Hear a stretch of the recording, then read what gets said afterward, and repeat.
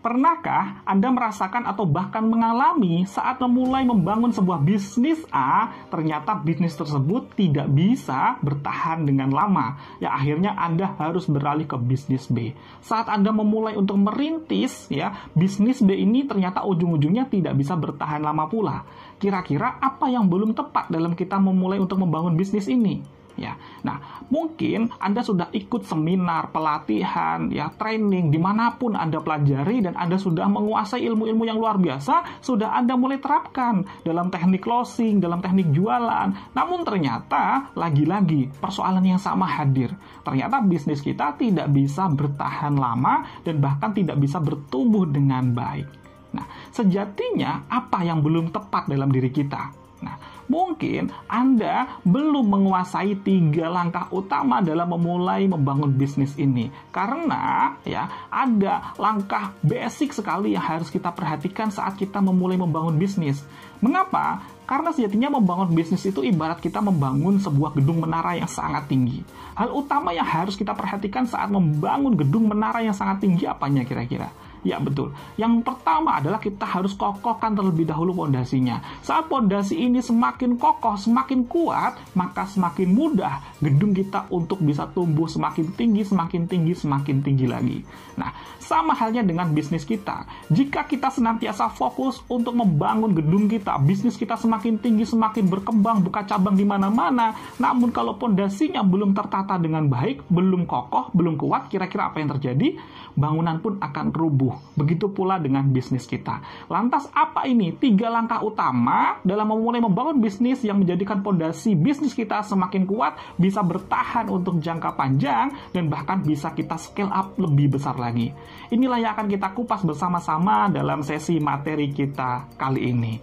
Saya Muhammad Sofi Al-Khairadai. Selamat datang, selamat bergabung di kelas Bisnis Online Academy. Assalamualaikum warahmatullahi wabarakatuh.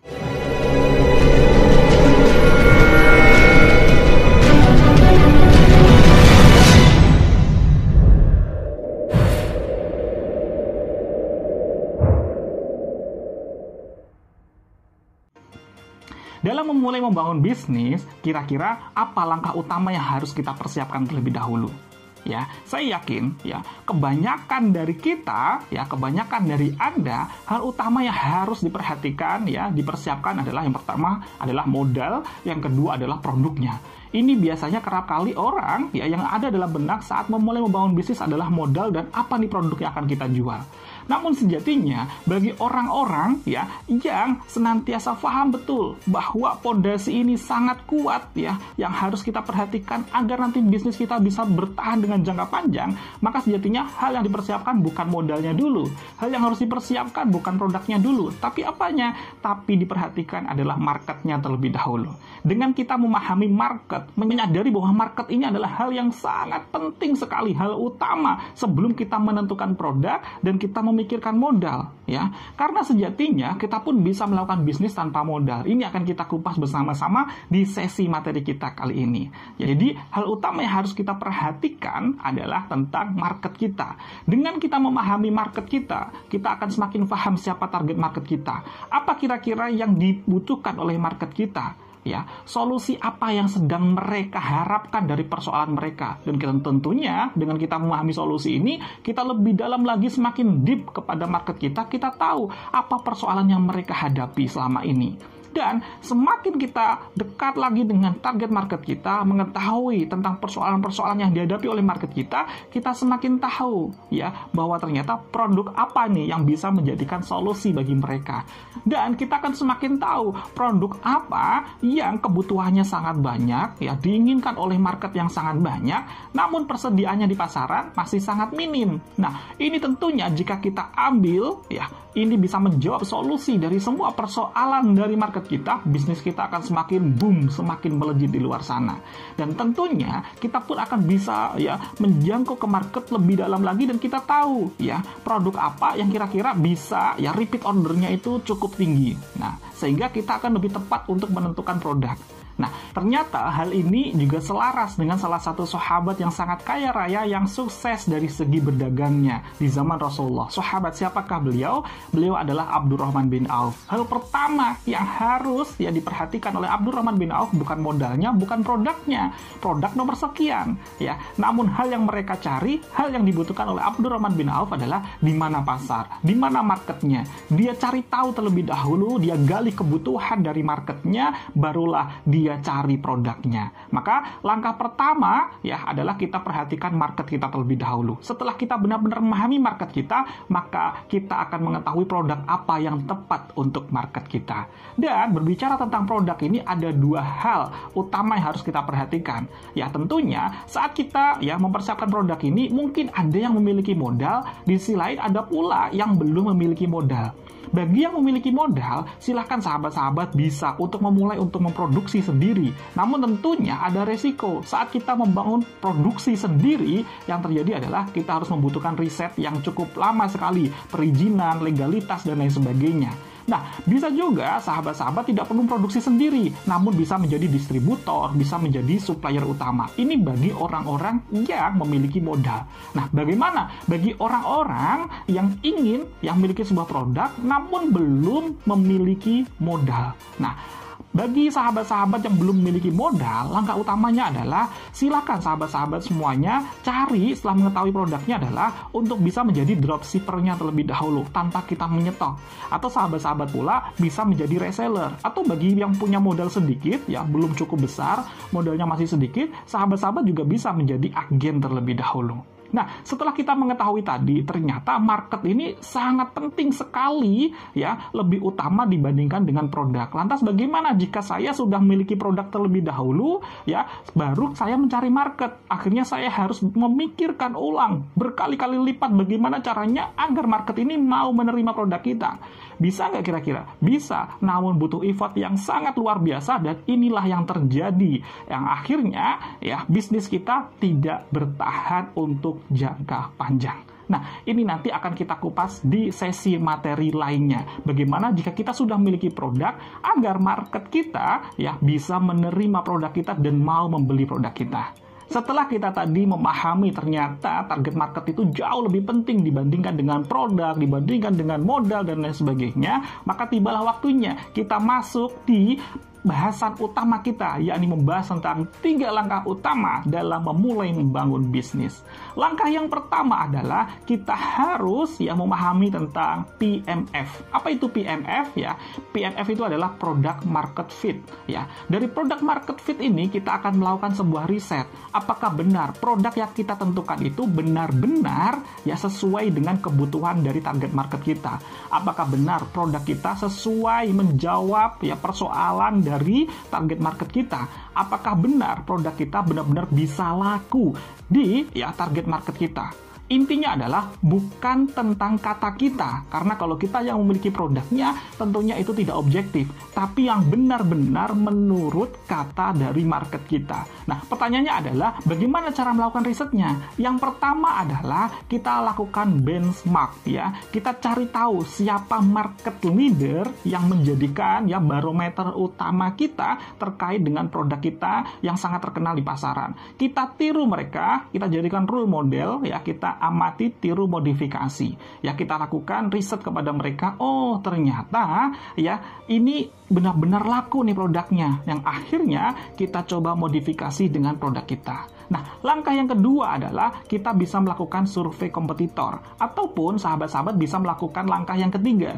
Yakni apa? Kita ambil sampelnya terlebih dahulu, kita ambil dummy-nya terlebih dahulu, ya, kita sebar, kita share kepada orang-orang untuk melakukan testimoni dengan objektif. Kira-kira saat melakukan tesnya, ya, kira-kira saat mengalami, ya, mengkonsumsi atau memakai atau menggunakan, apa sensasi yang mereka rasakan? Jika memang benar kata mereka itu adalah sangat sesuai, sangat cocok menjawab persoalan dari mereka, ya maka ini sudah lolos di proses product market fit. Nah, langkah yang kedua, setelah kita benar-benar produk kita ini benar-benar sesuai dengan product market fit, maka yang terjadi ya kita bisa masuk di langkah yang kedua, langkah rahasia untuk memulai membangun bisnis ini agar semakin bisa tumbuh lebih besar dan bisa untuk jangka panjang. Apa itu langkah yang kedua? Langkah yang kedua adalah kita harus memahami tentang channel. Channel itu adalah ya media jualan kita untuk ya menjalankan distribusi kita. Ya, melalui apa? Tentunya bermacam-macam cara untuk ya media jualan kita. Bisa melalui media sosial, ya ada FB, IG, WA, Twitter dan lain sebagainya. Atau bisa juga sahabat-sahabat memilih melalui website, landing page, ya, e-commerce, ada marketplace dan lain sebagainya. Namun inti dari kita membangun ya media jualan ini, channel ini adalah yang bisa di-scalable. Apa itu scalable? Yakni yang bisa ya menjaring ribuan calon customer kita atau prospek kita. Jadi fokuslah di salah satunya ataupun 2 atau 3, namun jangan semuanya. Karena kalau semuanya ya kita post di A, kita post di medsos B, kita semuanya kita garap, maka kita tidak akan bisa fokus. Maka yang penting adalah fokuskan terlebih dahulu untuk ya di salah satu medsos kita, tambahkan dengan landing page dan sebagainya boleh, namun jangan semuanya. Semakin banyak yang kita garap, maka yang terjadi tidak akan bisa fokus, yang akhirnya dampaknya tidak akan bisa maksimal. Nah, langkah yang ketiga, ya sahabat-sahabat BOA Business Online Academy, rahasia untuk langkah yang ketiga adalah kita butuhkan sebuah konten. Nah, apa itu konten? Konten itu sejatinya adalah sebuah bridge atau sebuah jembatan. Tujuan dari konten ini adalah menjadi jembatan ya antara produk kita agar bisa diterima oleh market kita. Jadi, konten ini adalah sebuah bridge, jembatan untuk menjelaskan value dari produk kita yang ternyata bisa menjawab ya problem solving dari para customer kita, menjawab dari persoalan-persoalan apa-apa yang mereka inginkan, apa-apa yang mereka butuhkan ya dari customer kita terhadap produk kita. Ternyata produk kita adalah jawabannya. Nah, untuk membangun bridge ini, jembatan ini, ya, langkah-langkahnya adalah kita bisa mempraktekkan ya jurus-jurus copywriting, ya, storytelling, kita bisa melakukan cover selling, kita bisa membangun ya seperti membuat materi-materi di TikTok, ya, kita membangun testimoni, kita bisa juga membuat konten di YouTube, ya. Bisa kita jalankan. Namun sejatinya hal yang harus kita sadari, tujuan utamanya yakni benar-benar menjelaskan value dari produk kita yang ternyata membangkitkan mimpi-mimpi dari customer saat ya mengambil produk kita. Nah, dalam mimpi-mimpi customer ini yang kita tumbuhkan ya agar orang mau bertindak, mau mengambil produk kita, ada 2 hal utama. Ya, jadi secara ilmu psikologis orang itu mau bertindak, mau memilih mengambil produk kita ada 2 hal, yakni adalah yang pertama pain, yang kedua adalah pleasure. Ya, apa itu pain? Hadirkan ya kegelisahan saat orang tersebut tidak mengambil produk kita. Ya, maka yang kedua adalah pleasure, hadirkan ya mimpi-mimpi bahagia, mimpi-mimpi indahnya saat mendapatkan produk kita. Maka saat kita bisa menemukan pain dan pleasure ini, maka orang akan berbondong-bondong mengejar ya produk kita. Maka kita akan dibanjiri oleh closing, dibanjiri oleh orderan. Lantas apa itu pain, apa itu pleasure? Ini akan kita kupas lebih dalam lagi di sesi materi kita yang kedua. Oke, baik, kita praktekkan yang sedikit ini ya, mulai dari kita melakukan riset ya PMF kita, Profit Market Fit. Yang kedua adalah kita mulai untuk membangun channel kita, menentukan media jualan kita melalui media apa, kita fokuskan di sana. Dan yang ketiga adalah kita membangun jembatan. Kita belajar tentang copywriting, cover selling dan lain sebagainya ya untuk memudahkan para customer ini benar-benar tertanam dalam mimpi-mimpinya bahwa saat memiliki produk kita itu akan menjawab ya dari semua persoalannya ya. Jadi ada dalam benaknya adalah pleasure-nya, manfaatnya, bahagianya. Berikutnya hadirkan pula ya pain-nya, kegelisahan saat tidak mengambil produk kita ya. Kekhawatiran, kerugian saat tidak mendapatkan ya dari produk kita.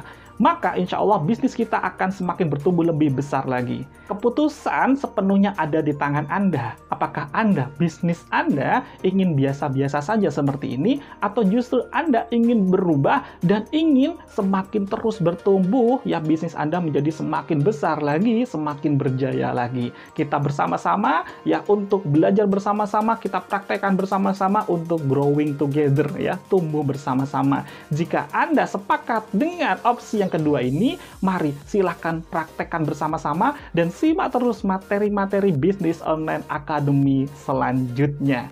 Terima kasih, sampai jumpa di materi sesi selanjutnya dan di sesi diskusi kita di kelas Kulwab kita.